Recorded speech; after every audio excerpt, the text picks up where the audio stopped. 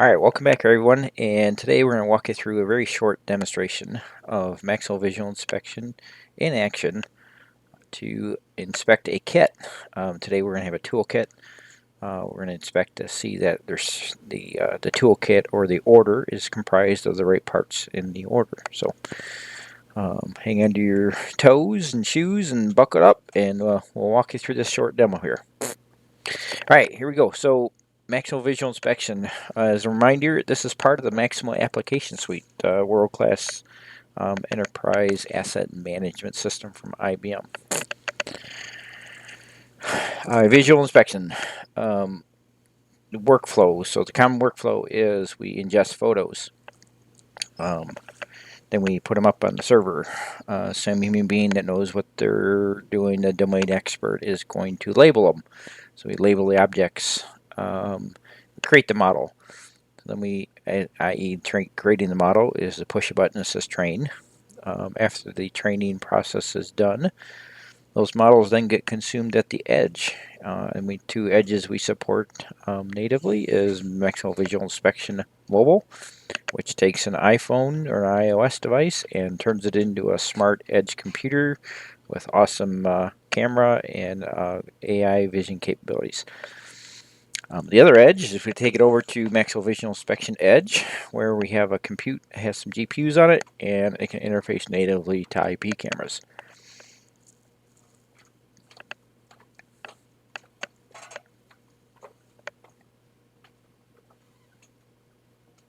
For our demo today, we're going to be using Maximo Visual Inspection Mobile for our demonstration. Okay, let's get in the demo.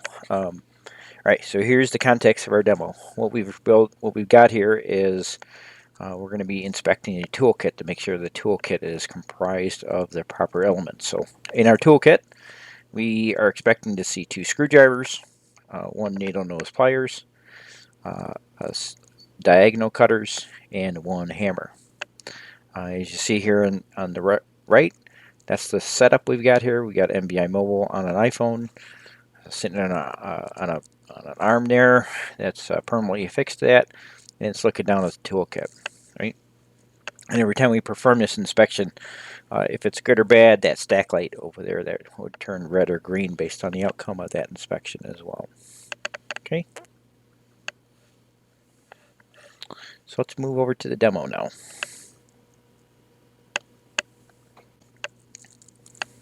Alright, what you see here is we got a proper toolkit. It has the two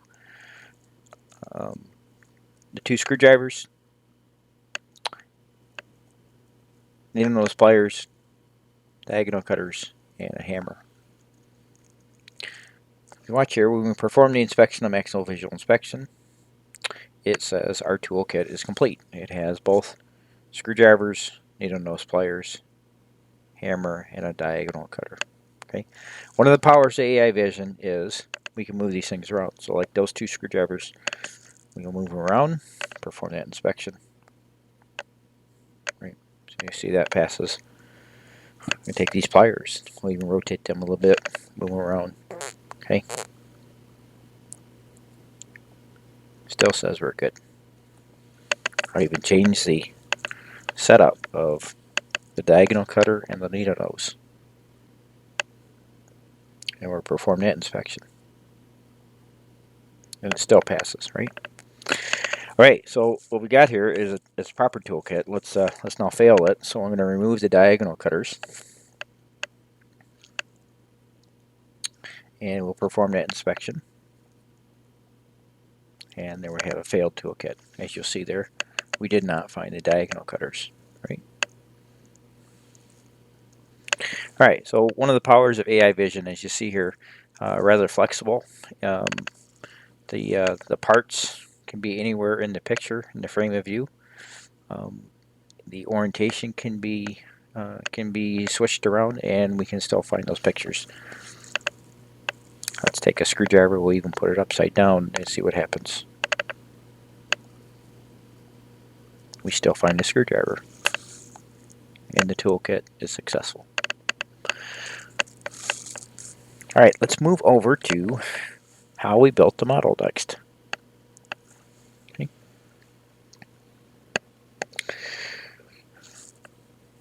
All right, so let's go over to the project. So we have the Toolkit project. We have all these projects on the server. What we're doing is working on the Toolkit project. All those inspections that we took are showed up here.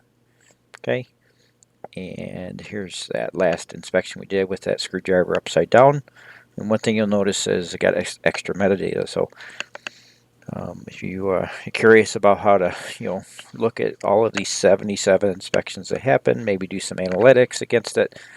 You can programmatically get at this metadata that's with each one of these inspections that we can cover some other day, right? But you'll see here this inspection passed is true, and if any of the inspections that failed, this value would be false. All right, so that's all of the inspections. Everything that happened over there, MVI Mobile automatically gets transferred over to the server without any extra intervention. Let's go and look at how I actually trained the model. So we go over here to Toolkit. So this is the base data set that we had to train this model.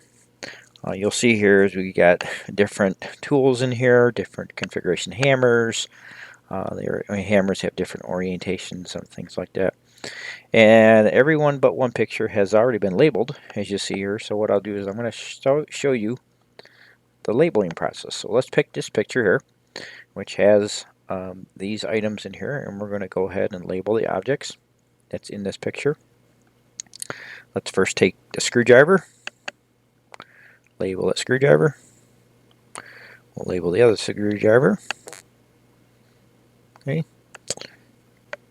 Then we'll find the diagonal cutters, and for this approach, we know that the head of these pliers are what is unique, so we only focus on the head of the diagonal cutters and the needle nose when we draw the label. Right? It's important when you draw these labels to be consistent as much as you can. So, like I'm in this modeling strategy, I am only picking the head. So the thing you don't want to do is pick the head on this one and then pick the whole body in this one. Okay, and then I did the same thing with the hammer. So what's unique about the hammer? What's the unique features about the hammer? Well, it's the head, right? So in this modeling approach here, I've taken screwdrivers, long handles. I got Phillips, I got flatheads in them. I don't really care, I just need 2 screwdrivers. And then on the pliers and the hammer, I just picked the head. Alright, so once you have that base data set all labeled, we have this unique feature to augment our data. The augmentation it's basically an automatic way to create derivatives of these pictures. So you'll see here you got motion blur. I can take these pictures, I can rotate them. Like I said, in my inspection, orientation wasn't a factor. And I don't care if the hammer's upside down. I can actually, rather than taking pictures of a hammer upside down, I can actually rotate the pictures. I can flip them. I can horizontally and vertically flip. Right. So what you see here through this augmentation capabilities, I can take a base data set of 53, create a new data set that's got 954 samples in it with a click of a button. Toolkit augmented B3, if you will. Okay, and what happens is it creates a new data set that has augmented pictures and the original baseline pictures with them. Okay, so let's go see what one of these looks like. So we say look at the augmented data set. This is one I did earlier. What you can see is every picture here that has an augmentation has a little star next to it. And if you're curious about what your augmentations look like, so if I wanted to actually look at only the ones that were rotational and what they look like, here they are. One of the nice things about these augmentations is what you'll notice is the labels are actually kept intact too. Right? So you don't have to relabel these things when you go ahead and when you apply those augmentations. Alright, so after you have created that augmentation, come over here. You pick your data set you care about, and you're going to hit train the model now. So you hit train model. Right. This is going to create a new model. This model name is going to be called Toolkit Augmented 2 _ model. For my situation, we're doing object detection. So we pick object detection. What you'll see here is we also support image classification and action detection. For this demonstration, we're doing object detection. And because we are going to deploy on MVI Mobile, we need a model that will support and generate a core ML file, because that's what will run on the iPhone for this inspection. All right, so we pick those YOLO v3, hit train model, and the computer goes off and does its job. Okay. Now, once all of that is done, we can then go over to the edge and consume that model. So let's take a look at that, what that looks like now. Now we're looking at Maximo Visual Inspection Mobile. And we're going to look at the Toolkit inspection that we just that's on this phone. And what we're going to do is consume that model. Okay, and then actually set some thresholds, show you how we set those thresholds that actually would say if the toolkit is proper or not. All right. So we're going to edit the properties of this model, and what you'll see here is here's these models that are available. Now I have that toolkit augmented model that I created earlier, and I currently have the toolkit model actually has been deployed. I'm going to stick with the toolkit model because that's what we used earlier, but I just want to show you if you wanted to switch to that model, the toolkit augmented model, you just go ahead and select it. There, you see it gets selected, and then we'll be all good there. I'm going to go back to toolkit model. Okay, now what we do is set thresholds. So remember, this is a toolkit. So we have each one of these objects that's part of this model, and all we got to do is go to the advanced settings for the thresholds, and I'm expecting 2 screwdrivers. So I change this. I have the setting to set expected count is 2. Diagonal cutters, same thing. My expected count is 1. You'll see there. Needle nose pliers, expected count is 1. And the hammer expected count is 1. That's pretty much it for the demo. The last thing I want to do is I want to go over the dashboard that we have also natively on Maximo Visual Inspection. So here you can see this dashboard. This dashboard is connected to that data set for all those inspections. I can see my current failure rates, yields for that inspection. And if I'm ever interested to actually look at all of those inspections that actually did happen from this in this data set, I can just quickly look at them here and things like that. So if I want to look at, that was a failed inspection, it was missing a diagonal cutter, right? So that's it.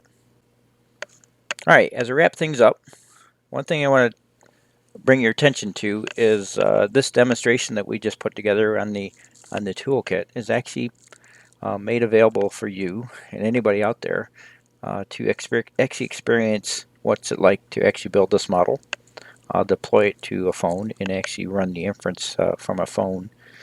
We have a click-through demo, and that click-through demo is available on the Maximo Visual Inspection website, and you can get access to it right there. And all you have to do, go to the landing page and hit the button that says Explore Demo, and you can experience this click-through demo yourself at any time. Great. Thanks for your time, and make sure you hit the subscribe button here. Till next time, see you later.